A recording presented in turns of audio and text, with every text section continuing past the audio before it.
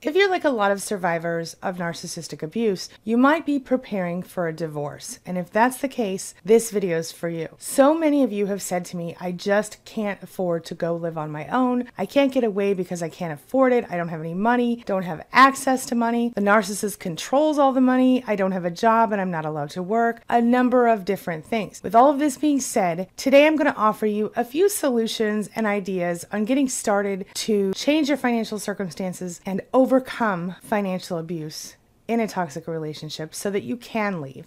So let's get started. Closed captioning provided by Athena Moberg and CPTSDFoundation.org. My name's Angie Atkinson, and on this channel I offer free daily video coaching to help you discover, understand, and overcome narcissistic abuse in toxic relationships. I like to call it toxic relationship rehab.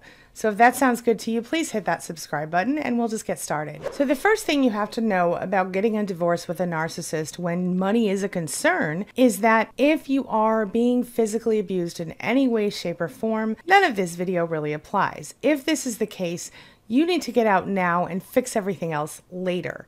So please take that into account as we continue. Assuming you're not being physically abused, there are things you can do to prepare yourself mentally, physically, and otherwise for divorce and what can happen. But today we're going to focus on how you can prepare yourself financially for a divorce with a narcissist and how you can do that when you don't have a lot of money. First, let me say this. I know that you probably feel trapped. You feel lonely, lost, probably a little confused, and you're not even sure which way to go. And while I wish I had all of the right answers for you, some of the things you're going to have to deal with are going to be hard. And no matter what it is, you'll get through it. And I want you to know this, no matter what, you can do this if you choose to. One of the biggest things I see with people going through divorce is that they're afraid of what comes next. And part of it for some people is simply they don't have the nerve to stand up to the narcissist and say, I'm leaving.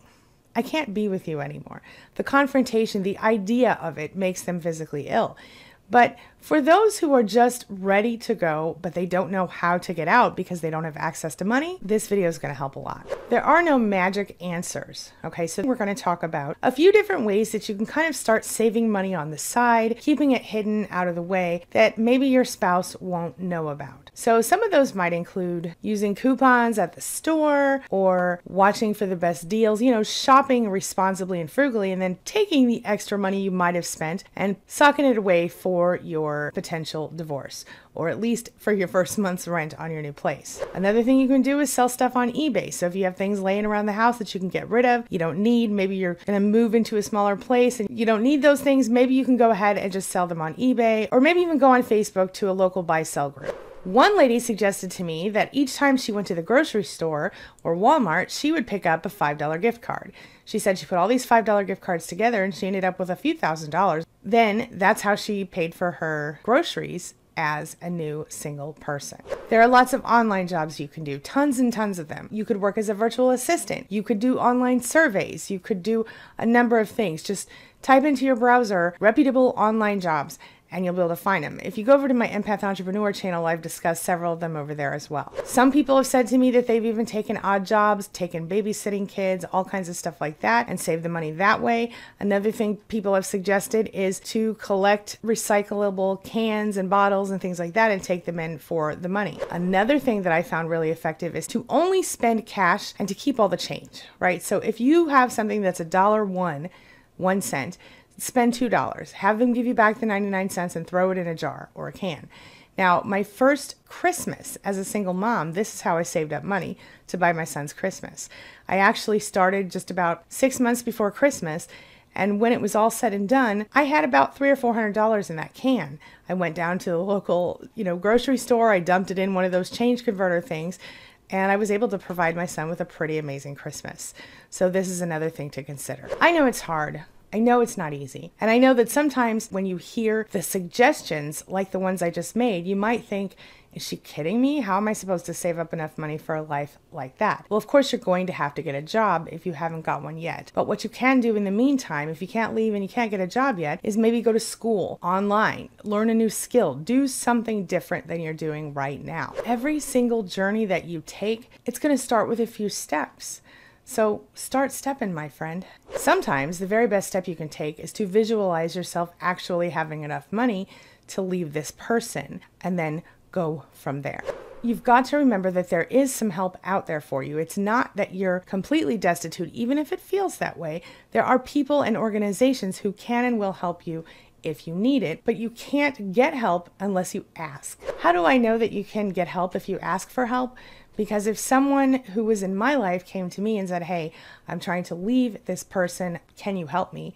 If I was able to help them, I would help them. And I think that there are more people like me in the world than you think. So what you need to do is you need to create a plan to prepare to leave your marriage. So really quickly, I'm going to first run down a list of things to consider when you're about to leave a narcissist. Take a look. Do you want to escape from a toxic relationship? You might feel worried and trapped, but there is hope. You can get out of a negative relationship and you can move on with your life. You might even find love again quickly, though I don't recommend it.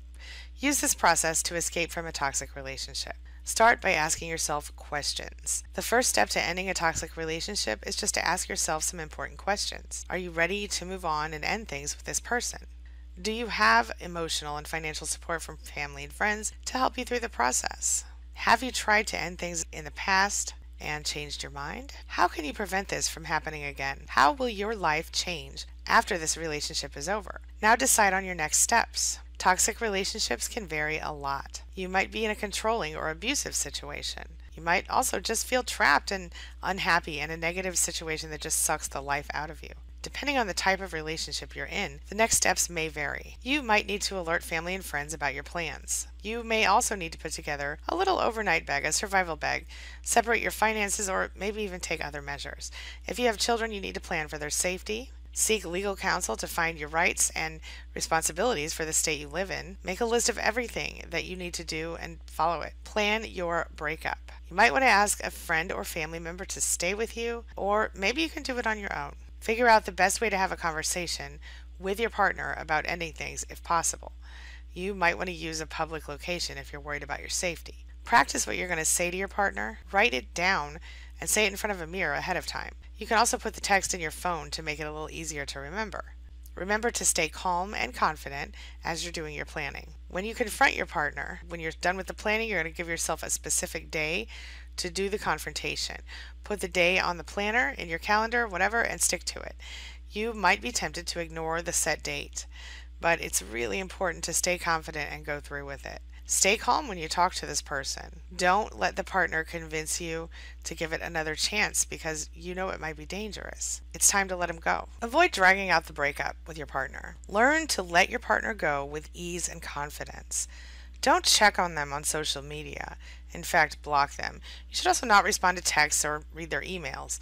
Instead, make a clean break so you can move on with your life. Figure out how you're going to handle the backlash. Unfortunately, people in toxic relationships might have a hard time letting you go quietly. How are you going to handle it if your ex calls your job and complains to your boss? What will you do if your ex annoys your family and your friends? Are you prepared to handle gossip and rumors after the breakup, the smear campaign? It's important to keep a level head and not seek revenge as a response because, as we know, that'll only make things worse. Instead, figure out how to protect yourself emotionally and legally. Surround yourself with supportive, loving people who are on your side. Obviously, I've been there, I've done this. And so what I have done is I've created a tool for you that will help you to prepare to leave the narcissist safely with or without children. So take a look at this. There are so many different things to think about, so many different things you need to do. And I don't know about you, but when I left my narcissist, I wish I would have had a checklist of things I should have considered.